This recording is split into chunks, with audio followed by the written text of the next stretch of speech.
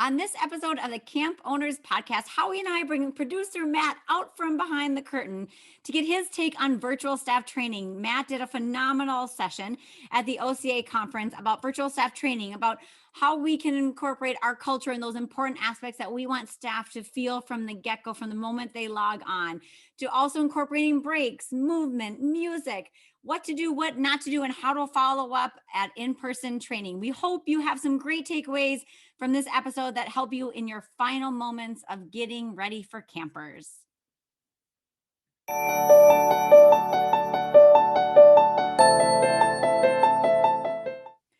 Welcome to the Camp Owners Podcast, a space for camp owners to talk about the unique aspects of camp ownership and get inspired by each other. We are going to sit down with camp industry experts, leaders, and fellow camp owners to hear how the camp dream transpired for them, learn from each other, and discuss some of the biggest issues in the private camp industry. Welcome, listeners. I'm Kelly Shuna, co-owner and director of Hidden Pines Ranch Day Camp in Stillwater, Minnesota. Hi, everyone. I'm Howie Grossinger, and I am the co-owner of Camp Robin Hood, a day camp in the suburbs of Toronto, Canada. If you're looking to find and subscribe to the Camp Owners Podcast, you can either find us online at gocamp.pro/ownerspod, or by searching for us in your favorite podcast app. Finally, if you're listening to this and think it would be useful to other camp owners or aspiring camp owners in your circle, please feel free to send them a note to listen. I want to give a huge shout out to the OG sponsor of the Camp Owners Podcast, Camp Brain. So thrilled that Camp Brain has been with us since the very beginning, Kelly. Camp Brain is camp management software, which serves over 1,300 camps. They've been doing it since 1994 with 45 plus dedicated staff to meet your every need. Not only will Camp Brain make you love your software, but your parents will love their registration experience too. I can definitely attest to that. Ever since we switched over to the online registration module at Camp Brain, it has been wonderful. And we've had a wonderful experience with Camp Brain. I highly urge all of you to check out Camp Brain if you're looking for a new approach to camp management software. During this very difficult year we've all had, Camp Brain and their staff have been available and extremely resourceful in making life so much easier for its users. So I encourage you to check out Camp Brain. Feel free to check them out at campbrain.com or call them at 866-485-8885. Hello, Kelly. How are you? Hi, Howie. I'm so good. It's nice to see you. Nice to see you. We're at that time of the year. It's springtime. We're in the home stretch before camp operations get fully operational. And we have a really great topic today. And I'm happy to share with everyone that as we enter into our final weeks of planning, Kelly and I wanted to be as relevant and helpful as possible for fellow camp owners and directors. Staff training is one of the most important aspects of the success of camp. And this summer, many of us are offering virtual components to training to augment our in-person opportunities. We have the one and only, our executive producer of the Camp Owners Podcast and the co-host of the First Class Counsellors podcast on the Go Camp Pro network. The one and only Matt Honsberger is here to help us make the most of our virtual training and relieve some of the stress that we may be feeling as we deliver new and innovative ways to prepare our staff and maintain a positive camp culture. Hello, Matt. How are you? Oh, hey, friends. I'm great. Thank you for having me on. I am so excited to be in with the dynamic duo on my Zoom screen. I'm sandwiched between the two of you, and I can't think of a better virtual space to be in right now. Dynamic duo. I like it. Matt, when Howie and I were talking about this, Howie said it best. He was like, it's like the Wizard of Oz is coming out from behind the curtain. And this is so fun. This is great. I love and listening to your ad reads. It's so much fun to be a part of it live. It's great. Yeah, it's good. No pressure at all, but I'm glad you're giving us the thumbs up early in the show. Yeah, no pressure at all. And no pressure at all, Matt, because, tonight's my first ever virtual staff training session. So no pressure, but it's so timely. I'm super excited. But before we get to the meat and potatoes, or fellow vegetarians like I am, plant-based, anything.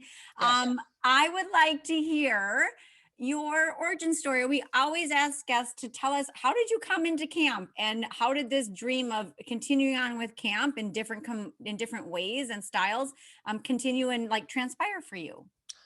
Yes, it's a long and convoluted story that started with my parents sending me to camp. They thought it would be a good place for me through one of the churches I went to.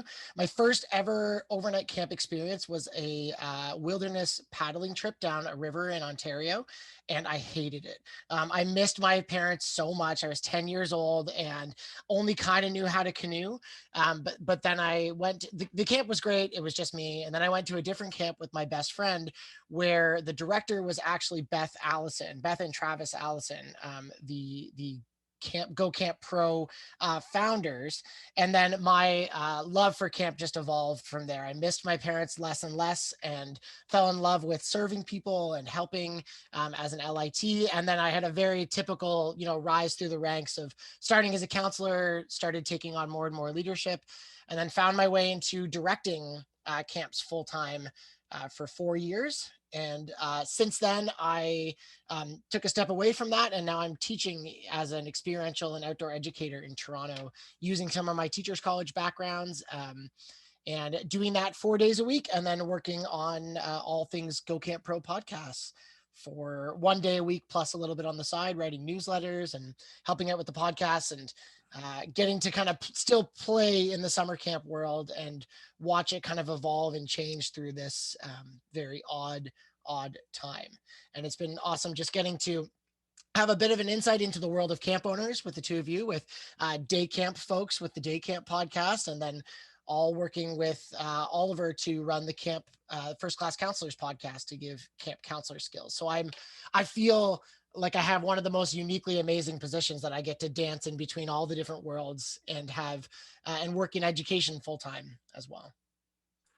Well, I think first of all, that story is, I think, sort of classic in many ways of the influence of the camp experience. I was one of those homesick campers as well, and really didn't succeed at overnight camp. And it wasn't until my wife and I purchased an overnight camp that I truly felt comfortable staying over at overnight camp, if I'm being truthful. But Sure. that's another Yeah. story altogether. Having said that, obviously the influence of the leadership opportunities you acquired at camp influence your professional path.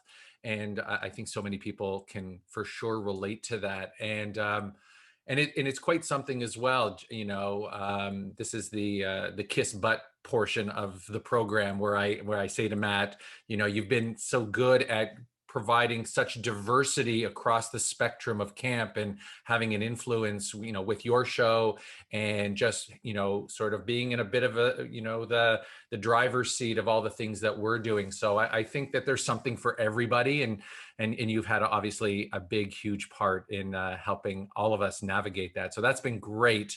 We really appreciate the time today, and we really do want to sort of dive into sort of the discussion today, because I think, the last 14 months or so of our lives, we could all, in our own little camp office bubbles, could probably do a commentary on the good, the bad, and the ugly of like online discussions and Zoom and Google and Microsoft Teams and all the things and applications. And I'm sure we all have our own stories of that. And it's sort of culminating with all of us having to harness sort of the best approach to, prepare our staff, connect with our communities virtually.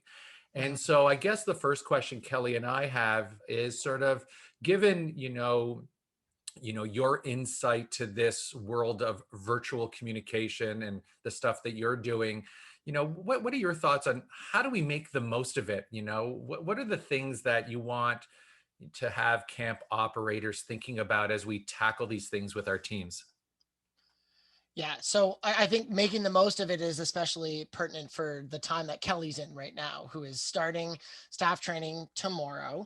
And the sense that I get from people who I did a session on this at the Ontario Camps Conference 2 weeks ago, and my sense was that Virtual training was just another thing on a giant to-do list that camp directors have had to do over the past 12 months, the past 14 months, the past however long this pandemic has gone on. Who knows what time is anymore, but it's another thing that you have to do. And, we're getting down to the wire with things. So I think that philosophically, I think of almost everything, like when you apply it to virtual camp, I've been saying this since the start of the pandemic, it's same, but different, right? We want to accomplish the same things in our staff training virtually as we do in person, and the rest is just logistics.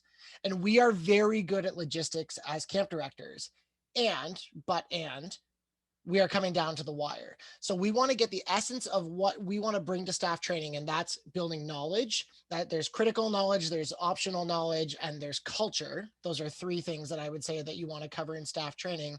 And we want to look to do that in the most efficient way possible and the least draining way possible. Because our staff, we want to think about the perspective of where our staff are coming from. And they're coming from a whole year of mixed learning. A lot of them, if they're in Canada, a lot of them have been dancing in and out of the virtual world all year. And I think that, Kelly, that would probably be the same as the States, right? Depending on what state you're in. You haven't had a true education in-person experience consistently probably for the whole past year. So making the most of our time together is being compassionate that our staff are already, the word these days is zoomed out. They're already coming into the virtual world with an intense amount of fatigue. And we want to leverage all the times of connection that we'll have with our staff. And because they're going to feel that energy. Howie, I know you just came off of your virtual training. Yeah. And the amount of energy that is just people being in a room together is going to light the fire and reinvigorate people. And we want to make sure we don't drag them down with all the caveats and all the hard parts about being on Zoom together. So we want to make the most of our time together, take the big cultural parts that are the most important things, the things that you need to get across, prioritize that, and make sure the logistics of that are being handled either by you or start delegating. If you have a ceremony that you need, that if there's, when I was at Pierce Williams, we had a name tag ceremony where everyone got their name tags. And there was some candles. It was all very that like camp, kind of culty aspect of it. Those we call it memorable. If that's what you want to accomplish and you need to do it online, then prioritize that. And it's just logistics from there. It's investing the time and seeing if that's something you can do with the time that you have. The second thing I'll say is that not every part of your training, especially if you end up having to do training for a long period of time, for a weekend, I think you can do a lot of things synchronously, meaning everyone is in the same room at the same time doing something. But if you are extending your training for a little bit longer, you need to start thinking about asynchronous training as well, where they can watch something, or if they need to digest a part of the staff manual, there is no reason you need to be on a Zoom call doing that. And whether that is you can either just give them a document of the staff manual, or how cool would it be if you had some of your senior staff record a podcast about the staff manual or about sections of the staff manual that they didn't know, so that your staff can go on a walk and listen to that and then come back and maybe digest that in small breakout rooms. I think the most things that we can do to be efficient about our time and keeping people engaged, and we'll talk about that, I think, a little bit later, the most we can do to keep that constant engagement going, that's how we're going to make the most out of that time together and keep the good energy flowing through the sessions. I like that idea about the asynchronous piece, Matt, because that's how I love to digest the podcast that I listen to, is going on a walk and moving my body while I'm listening. So I really like, especially something like the staff manual. I think that's a really brilliant idea to break that up. Yeah. And I also feel like as camp directors and owners, some of us, and I know I admitted this to the group that I work with, the 35 senior staff that I have, is that I said to my core leadership team, I just don't have the bandwidth right now to do what I traditionally do. And we need to do that delegation. And it's those are some other sort of wonderful things that have come out of this crisis, is just this willingness to step up and be creative. And I, like most of us, we work with very creative teachers who've been in the classroom finding ways to deliver this to, sixth graders or 10th graders. And now it's time to deliver it to upper high school and university aged people. And so therefore, trying to tap into that creation.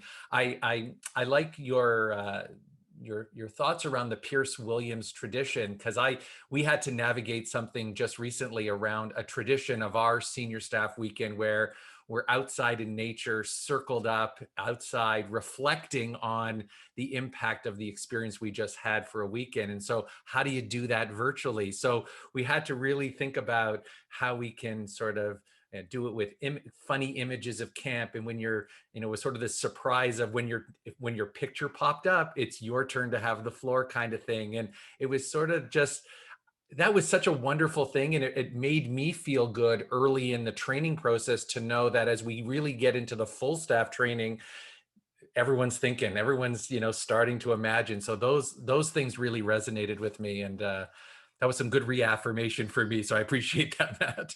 Well, I would also say that in terms of this delegation and being creative, I know that it's privileged for me to say, oh, it's just logistics, you figure it out. It's like, no, you don't have time. You as camp owners and directors don't necessarily have the time to do that. What you do have the time to do, though, is to I think of a sticky note or on in an email, this is your session. These are the points that need to come across. These are the cultural pieces that need to come across. You got it. And that kind of thing, that's what we do at camp all the time. Same, but different, right? I remember being a young senior staff and our program director being like, okay, you are in charge of a 5-minute staff training session. And it is literally about how to answer the phones properly. You need to give them these points, but I want to see costumes. I want to see creativity, and it needs to be within 5 minutes. And I think about how critical that skill is that I have now as a teacher, being able to change my lesson plan on the fly to keep kids engaged or to get into a silly costume and doing those things. We are actually empowering staff by putting the pressure on them a little bit to come up with a creative way to get across the points. And if you're nervous about the delivery of those things and making sure they're getting across the right things, give them the box of creativity for them to work in, and then let them go and let them do it. And if they miss something, you have another senior staff in there that can be checking on those things, and you can reiterate that when it comes time to in person, or give that feedback and build some time into your schedule. But you at this point, delegating is everything, and it is helpful and gives them those creative muscles that they're going to need to flex later. I'm also thinking, and Kelly, I know you and I are on the same page on this particular topic, is, for those of us who've been doing this for a while, we go into staff training knowing we've got that checklist of things we want to get into right away and stuff like that. But I think more than ever for our teams, and I love the fact that we're starting with culture, because the culture of your camp, if you didn't operate for a year, has taken a bit of a hit, right? As far as, you've tried to communicate. So for those of us, and I'm guilty of this too, you want to just jump into, we got to cover this, we got to cover this. And our team currently is talking a lot about, we got to just slow the roll a little bit and just take some time to acknowledge how people are feeling, right? What are the apprehensions? You've had a tough year. And just this idea of bringing that sort of empathetic kind of, almost getting vulnerable a little earlier in pre-camp than we maybe normally do, only because we just got to acknowledge that we're back in a place we all love, but we're not going to talk about the dining room procedures in the first hour of the first time we're getting together. We need to take a step back. Kelly, I'm curious about your thoughts on that, because we talk a lot about the feels and the vibe and culture. It feels like we're going to have to be super patient with the path to getting everyone understanding that we're all going to be in a different place given the year we had. What are your thoughts on that then? Well, you bring up a couple of things. One that I heard you say was, when we were planning as well, it's what's beneficial to hear now and what should wait. Like, does it make sense to tell them, well, we go to the garage and get this? Well, if they can't even have a picture of what the actual garage is that helpful to know now? So I think that's been a big part of the process, like you've talked about, is what's helpful now, how much of that, what requires follow-up when they come to camp. But really it takes work to think about what's meaningful now and what really won't mean much. So it is building that culture, like you talk about, and Howie, is right from the get-go. And I've heard some feedback to say, well, oh, well, when we do that, it's so much better in person. Well, yes, many of the things will be better in person, but what are we getting out of doing some of it now, like that culture now? Because what I'm thinking is, yes, when I get in my Ted Lasso costume tonight with my mustache and wig and my visor, like right away, they know what this camp is about and they know what that culture is about. And I'm hoping, I'll be curious to hear from other camp owners, is I'm really hoping that my potential for staff to drop out or be questioning if this is the right thing for them, I'm going to get that handled tonight, because they will see what they're getting into. We're starting to weave that connection as we lead into camp, versus like what Travis talks about. It's like camp's on and off. Like, oh, first aid training, here we go. Versus right now, I'm already starting to weave that like connection to camp. So in the coming weeks, they feel coming in so already tied to the mission and the culture, versus before. I don't think we've done a good job of that. So I'm excited for that part. Lots of work, but I think it makes so much sense. And what a great opportunity to connect people with their support systems early on too, Kelly, because, and you are not, every great camp owner knows this, or camp director knows this, that you can't be everyone's support system, because it doesn't work like that, because you get busy with insurance and spreadsheets and stuff like that. So this is an opportunity early in your training to show that these people are cared about and supported by having their section head, or however you have it set up, into learning pods, into groups, into breakout groups, and just getting to know you in those times. There's tons of get to know you games that you can do. I've been talking about this website, conversationstartersworld.com. I'll make sure I get it to the show notes. Literally, it's like 10,000 questions or like discussion topics that you can bring. And if you can spend an hour of worthwhile time, or half an hour of worthwhile time, connect them with their support systems, so that when Zoom gets draining, or when COVID gets hard, or when they're feeling like they might want to drop out, they know who they can talk to directly. And you have that person who's your line of connection to the staff members, as your with you as the owner, or to your director or whatnot. Yeah, and in the overnight camp world, where days off won't be available to the extent, depending on what side of the border you're on and where the vaccination rollout is and systems you can have in place. I mean, we're taking care of our people is at such a premium now. And I get what you're saying, Matt. Like, the earlier you can establish an understanding who their go-to people are and what we're all about this year, can really make a difference. And having them understand that they can do this, they can get through this, and there's people here that can help them. I think that's a really key piece, because I think that for the staff that we have who have relied on these kinds of calls, Zoom calls, to do their education, being able to knock on the professor's door and having that face-to-face, and like your biology teacher checking in with them, like that's just wasn't available for most students. And so if camp can return to just being very specific about, we can still do this, like we're together, like, and who that person is, I think that's a really, really great step in the right direction, for sure. Yeah, I hadn't thought about that relationship piece at all, Matt. But, because they come in thinking, okay, I knew the camp director's name and who interviewed me. But now, like you said, they'll walk on to camp that first day and have so many people end within the month. So that is something I didn't think about as another bonus. Like, yes, so much work, but I think the dividends that it's going to pay for us by doing some of these things are going to be probably ways we'll never go back to the old way in many ways. Oh, you're going to say something, Matt. You unmuted. Classic Zoom. You can see when people unmute. I was just going to say, like, support system, and prioritizing that. And, we had this, I think this is a Beth and Travis Allisonism, is we set up wellies in the summer, right? Where you had wellness partners that were kind of on your hierarchical level that you could check in with in the summer. And your wellie wasn't your best friend. Your wellie was the person to tell you to go to bed, right? Your wellie was the type of person to keep you kind of in check. So if Howie was my wellie, I could say, Howie, I noticed that, like, I think, did you fall asleep during that one staff training session? Like, what's going on? Is there anything, that I can help with? And it's no judgment. It's just another support system.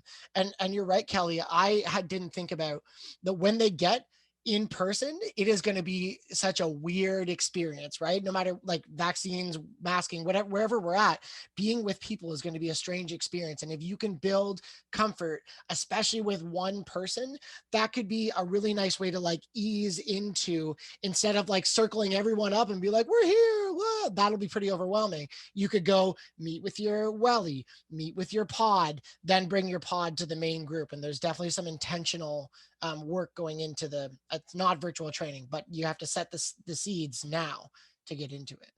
Mhm. So it sounds like we've really set the scene and we've set the stage for the merits of virtual training and what we're going to get out of that. Let's, if we can, Matt, pick your brain about top things to do or avoid. Do you have some must do's, never do's, or consider doing for all of us?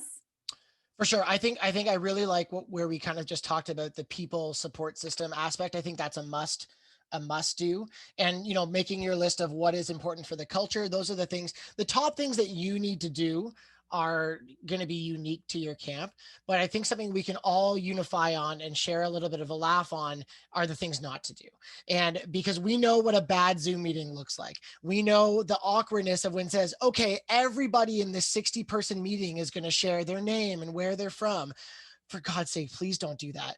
Please be respectful of people's time in that way. And poor time management is one of the biggest disservices that we can do to a staff who have been on Zoom all year. And I think of it like this.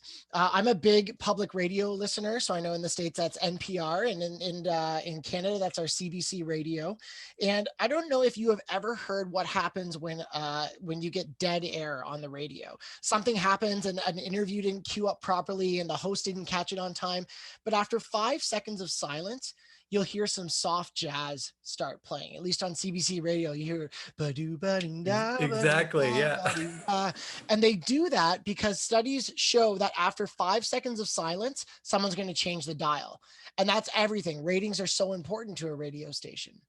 And there's another study that shows that after a distraction, it can take up to 23 minutes and 14 seconds to get someone back to the same level of focus. There is a reason why my phone is tucked behind my computer screen right now and that I can't see it. Because if I check a text or I get an alert or something happens, you have lost my full attention. You've lost my best self for up to 23 minutes.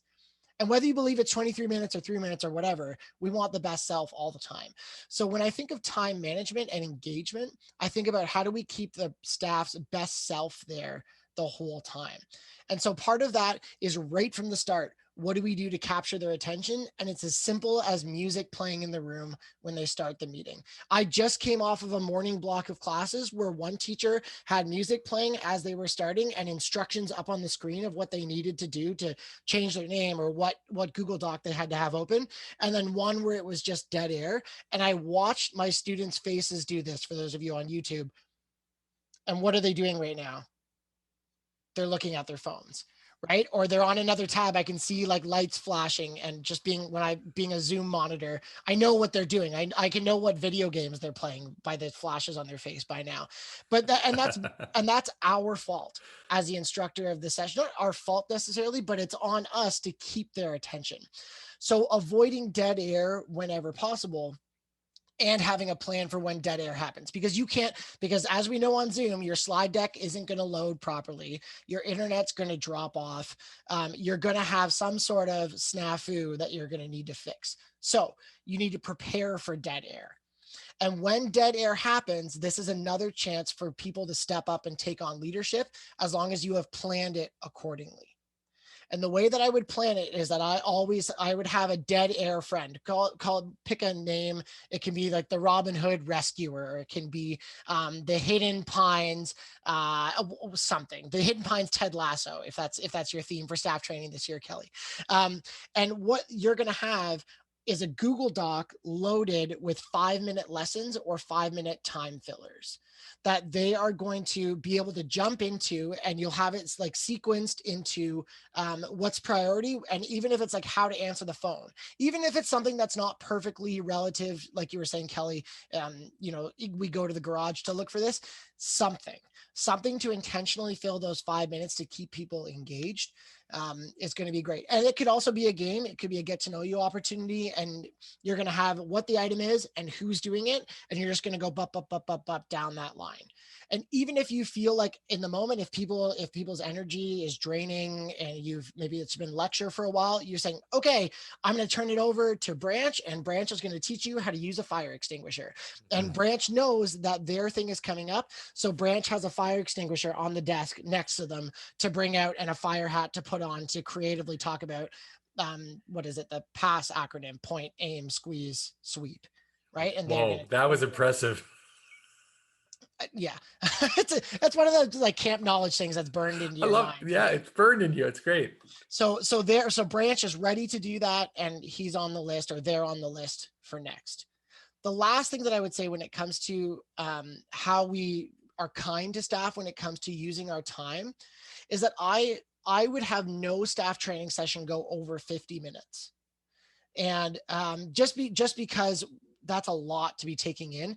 Every 10 minutes, at least, I'm going to be changing up how we're delivering content, whether that's a speaker change, a chance to get up and move around, whether you do a quick question where you like literally get people's heads to move from one side of the screen. You know, if you think this, be on this side. If you think this, be on this side. And that's literally just stopping me from doing this the whole time and getting tunnel vision on one person. What I would also do is plan for a break in the middle of your session. 5 minutes where you have structured time for them to get up and go to the bathroom, grab a glass of water. And maybe this is just my own experience, but if I'm not doing something, and the reason I'm moving so much right now is because my legs get tired and I get really antsy and I need to move around. So if you program that break in the middle, they know they have a time coming up and they don't need to stress about it. And if they want to check their phones in those 5 minutes, that's how they want to choose to spend those 5 minutes. Sometimes I frame it as a bio break. Do whatever biologically feels right for you. And offer some programming in those 5 minutes for the people that want to stick around. And maybe that's a get to know you game, a quick Zoom game, a quick opportunity, sing a camp song. That nothing mandatory that you need to learn in those 5 minutes, but there's programming for the people that want to just stick and be present as well. Again, no dead air. Yeah. Those are all awesome. Two of my team members had an opportunity to sit in on Matt's OCA session, and we put into action, and I can, as a sort of validation to some of these tips of how valuable they are. My associate director is an experienced physical and health education teacher, and we did stretches at the beginning of, he did sit in your chair and he did postural stretches, and we got sort of limbered up for the session ahead, which was a great feature. We had music.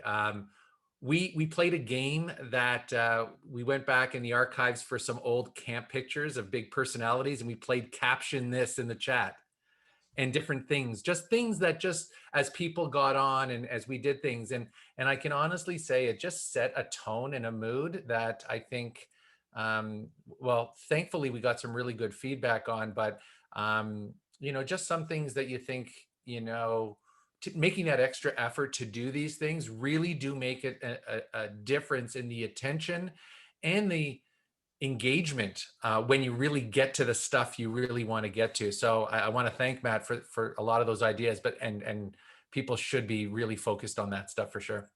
Mm-hmm. We did What Do You Meme Camp Edition, and I love that. Like the things that people come up with are so good. It's so funny. So it sounds like you did that as well, and I love that, Howie. Yeah. And when we took our break, as Matt sort of recommended, we had like a visual on the screen of a countdown with music on it. So people can, so that kind of stuff. So that was a really cool visual. People could go, but there was this, we found something with like minions, like the characters, the minions, and there was a big 5-minute countdown to the next session. And that was good. The variety of media really makes a difference. And I know that so many of us are harnessing in on great clips for these things to incorporate or emphasize the points we're making. So all of this stuff, Matt, is so awesome. I would imagine, I mean, you don't work for any companies that have these features, but are there certain, I mean, we talk about Zoom a lot, but are these applications for breakout rooms and the things that we're all real, I mean, they're all available on all the platforms, are they not? What's your experience has been with some of these, if you know? Yeah, I am a Zoom a Zoom user pretty through and through. I know Yeah. that, I've heard some people using Google Classrooms, and some people still use WebEx, which is like, okay, you do you. Zoom is great just because it's a pretty accessible, and that's where our students are. Um, if you still have some time before your virtual training, one thing I would recommend that Ruby Compton taught me is handing out a tech survey beforehand, just a Google Doc with tech. What are you familiar with? What pieces have you used before in your technology? And that's a great way to see what they're coming in and being familiar with in terms of technology. So if you still have time to do that, and maybe you're running a week-long training later on, and you can see how it goes with your May weekend or whatever you're going to do for that. But Zoom, I would say, is a pretty great one just for simplicity's sake. And, this is an opportunity then for your leadership staff when you're giving them sessions, as long as the piece of technology is accessible to everyone, you can also start people on Zoom and then migrate them with a link over to a Jamboard or to Flipgrid or whatever you're going to be using. There's tons of things out there. One of the things that is sort of at the core of the experience I just recently had is we're quite intentional in trying to model, we decentralize training at our camps, meaning that the supervisors will deliver their own training to their own staff, 15 to 20 people they supervise in our organization.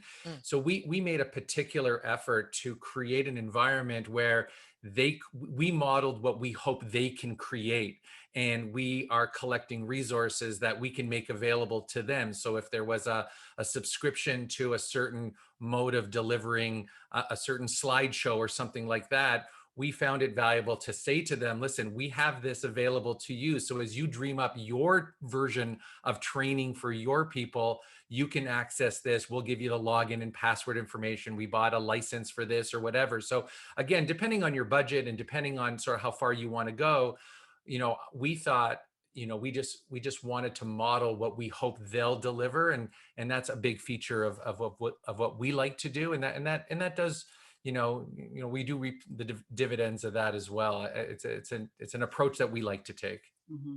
Well, the technology piece is interesting because I had that come up where you think everybody uses Zoom. And I had an interview with a counselor, and it said, okay, I haven't used Zoom before.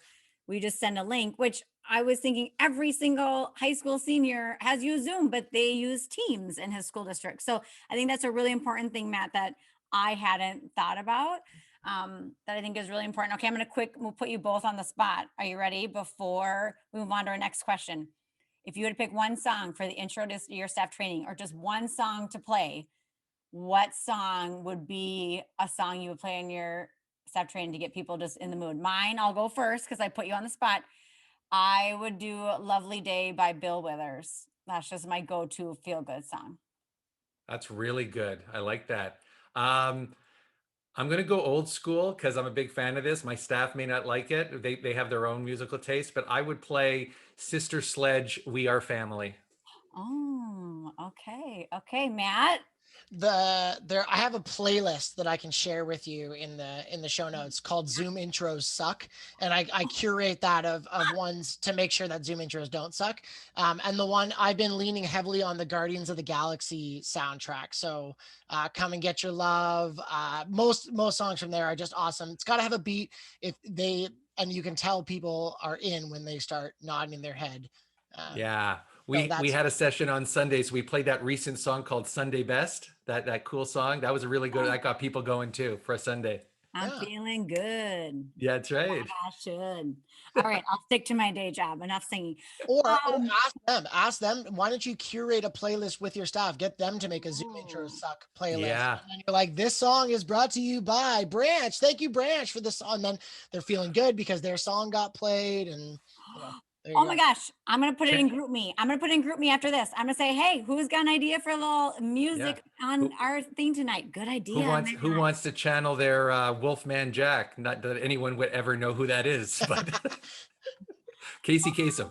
Oh, okay, I know Casey That- Kasem. You lost me at Wolfman Jack, but I got you at Casey oh Kasem. gosh. Oh man. Anyway, moving right along. Now that I've derailed us, the last thing that we really want to make sure we got to, Matt, was the double check for knowledge when they arrive in person. Is that something we need to do? Any suggestions for how we do that? I'm assuming that is something important, but for many of us who haven't done it, that was something that came to mind when I talked to some other camp owners and directors. For sure. The question that I would, you don't need to answer this now, the two of you, but what do we really need staff to memorize? What do we really, really need them to know how to do? Because we idiot proof is the not kind way to say it, but we double check a lot of our knowledge at camp. We make sure that things are safe and people know what to do in case something goes wrong. In a lot of cases, if you have a camper who's missing home, you can check in with somebody before you go talk to that camper, or you can, there's not a lot of wrong things you can say to a kid missing home as long as they're doing so compassionately. So the things that I think that we need our staff to know are our mission. What are we leading everything with? So or what our core values are. So at Cairn, something that Beth and Travis came up with were the 4 S's, right? In no matter what we do, we need to be able to say yes to, is it safe? Does it support our community? Does it build mine and others' self-esteem? And is it good stewardship of the environment? And if we can say yes to those 4 questions, we can do pretty much whatever we want. And if we can, and I would want a staff to have that memorized. Not too hard, 4 S's, you can do that. We need them to know who they can go to for help in cases of all level of severity of situation, whether it's a camper who's not fitting in or a camper who's being violent. Who do we go to and how do you get help? What's the procedure for that? They need to have that memorized. Emergency procedures, and then maybe the schedule. And I only say maybe the schedule because you can give them those opportunities when they come to camp. What can you give them? Gabrielle Rail, or Gabs, talks about their pocket counselor that they have at Camp Waro. And I made these one year when I was director, which is like a 4-inch by 4-inch laminate, not 4-inch, like 3-inch by 3-inch laminated cards that you put on a binder clip, and they can clip it to their first aid kit. And on there has things like the 4 S's or the schedule, any important reminders, and we can give it to them at the start of the week as a reminder so they can just turn to those things. But when it comes to situational knowledge and how we want them to act in certain situations with a camper who's missing home or a staff member who's not being inclusive or something like that, we can do it 2 ways in the virtual world. And / when we come back to camp, because some people might be virtual right until the first day of camp. That is a reality that some of us in Ontario are thinking about right now. There are 2 styles of gathering this or assessing their knowledge is what I would say. One is you can do a carousel style evaluation where they go around, you put them into groups, maybe it's their learning groups with the supervisor, and they go around either physical or virtual breakout rooms, and there's a situation for them when they get into that room. They get a little briefing. It says, Billy is a 2nd-year camper. He's 10 years old and he's really missing. And you see him crying on the porch. Go. And then you put them into that situation and you see how they do. And this isn't you're not assessing whether they can be on staff at this point. They're on staff and you need to make sure they know that as well. But we want to see how they do in those situations. And that's a powerful learning tool and assessing tool at the same time. Or we can do quizzes. Ongoing, you can do I've seen staff manual quizzes that people in person literally do with like bubble sheets, or this is a great opportunity to use technology, and you can do what are called exit tickets at the end of each session to figure out, did they get the key concepts of it, which is, you save 3 minutes at the end of your session, post a link in the chat. This is it's for this session, give us some feedback on the session, or quick multiple choice questions. How did we do in here? And then I can look to the answers of those quiz questions. And then I can see, okay, these are the things that we need to kind of remind ourselves of back when we're in person. And I bet you that through your whole training, you are probably only going to have less than an hour's worth of just recap. Things that are critically important, or as you're acquainting people, because there's stuff that you're going to have to do in person, like a tour of the site. You have to do that in person. They have to kind of experience the site. Exactly. So why not bulk your experiential walkthrough of the site with a bit of situational practice or a bit of carousel style situational learning where people can role play things in those situations. So I would say that if they know your core values, how they act on an everyday basis, who they go to for help, how to do emergency procedures, everything else they'll pick up, they'll learn as they go, especially as well. There's nothing like the first week of camp to remind you all the things that you might not have been paying attention to in staff training. Any specific thoughts, Matt, on the delivery of this type of training for returning people versus new people? And I think some of these check for knowledge strategies are obviously super applicable to the first time staff member, but it's also a reminder for the returning. But just generally speaking, this approach to the virtual world for returners versus new people. Any immediate thoughts? Kelly, maybe you've given that some thought with your return team as well. I'd be curious because I'm starting to trying to wrap my head around some of the approaches that we've taken in the past and how I want to translate that into sort of the June phase of training and stuff like that. Let's let Matt go first, and then I'll follow up to him with his expert opinion on that. My thought is that anytime that you have known and digested and memorized a piece of knowledge, then it's your time to teach it. And that's the opportunity where it's you can break them into smaller groups and do it. There is some value about in a big group setting, the camp director saying these are our values. So the 4 S's is something that I will always do with every staff member because I want them, not that the other stuff isn't important, but no matter how many years you've come to camp, you need to hear it again and digest it and internalize it. And within that session, I might give them some journaling opportunities so that they're not just hearing me talk the whole time, but how do you see the 4 S's applying to this summer? That's a question that everybody can answer, no matter how many years you've been on staff. But for some of the other stuff, there's opportunities then for people to teach those kinds of things. And some people say should you have tiered tracks of learning? So if you're a new staff, you need to go through these amount of sessions versus these sessions. I don't think I'd have an expert opinion on that. Right. Yet, because I think there are some chances where senior staff are going to have they're going to need to prepare for their sessions later. And there might be a benefit of pulling some people out of sessions, but that'd be pretty case by case, in my opinion. Right.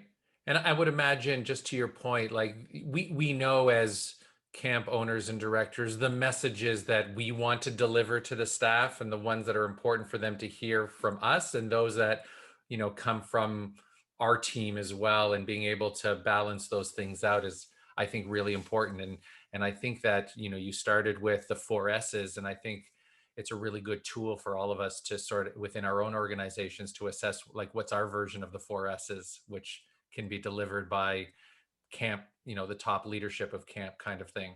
Right. Kelly, your thoughts on the new and returning stuff? Oh, it's the great debate. I feel like it's an evolving, it's always the question. And it's always, and especially this year with virtual is, do these returning staff have to be on for all of them? Well, if they're not, what message does that send? It's always good to hear it, but how can they be involved? It's our first time doing it. So, and how much have we had to prepare for this? So, we did a survey asking, I'm sure many do, and Howie probably too, of all of our returning staff of how do you want to be involved with training? What does that look like? High level, little songs, anything like that. So it's trying to involve them. And I like how you described that, Matt, that if you've digested it and you know it, that means you can teach it. So I would say we are leaving room for improvement for next year with getting returners involved. But I feel like, especially after you do it for the first time, you learn a lot. So they're definitely involved in the at camp and teaching others. And the virtual, we're trying to do as much as we can. But I think there's so much merit in that, getting them involved because they're just that much more engaged. Yeah, one of my big takeaways from this whole conversation, I think about what Ruby and Gabs have talked about a lot, in that clear is kind and unclear is unkind, and we can apply that to every aspect of what we're doing this summer. And it's very applicable to even this approach to virtual training. I think about, when you tell people to show up on a Zoom call at given time, and it's going to be at 90 minutes, but we have an opportunity to really offer some more clarity on what that 90 minutes will look like and feel like for them. And I think it's just an extension of approaches we want to take in just general supervision of staff, but also in delivering this, we have an opportunity to, they're going to, staff, I would imagine staff are coming in with preconceived notions based on their own virtual experience with learning about what this will look like. I mean, we have a great opportunity to really blow them away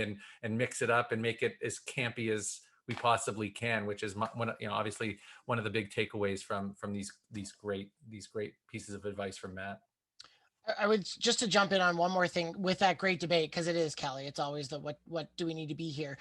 I like when I was a staff member, some of our directors set the standard was you are at staff training unless you request to be otherwise. And that request to be otherwise always had to come with like, what are you doing otherwise? And if you want to get over it, because the perception is totally a thing, especially with young staff members, like what does the director do all day? No one knows that your job is spreadsheets and those kinds of things, but because their perspective is just not there yet. You could mitigate that by saying, okay, come to the start of the session. We all need to be there for the start, and then there'll be an opportunity to be in breakout rooms, and we can put people in breakout rooms, but that's a workspace. So I know that if Branch and Leaf need to work together on a staff training session, or they need to work on something later, then I set up a breakout room with the two of them. Okay, go ahead and work. If you're not those people, stick around to the main session. We're going to cover things here. And then there's that perception that they're in the same, everyone's working, we're in the same virtual space. Because just like at camp, if I wasn't at a session, I should be in my office working or getting something prepped, where a director or another senior staff can pop into my office and just ask how it's going for that little piece of accountability as well.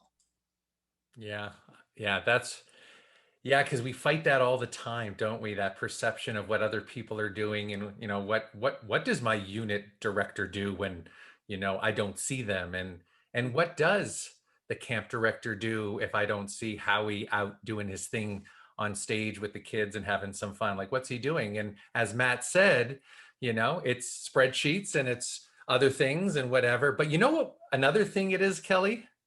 What's that, It's Howie? activity scheduling. And I am super excited on behalf of Kelly and myself and Matt to give a huge shout out to another one of our show sponsors, and that's Camptivities. We've all been in this position, I am sure.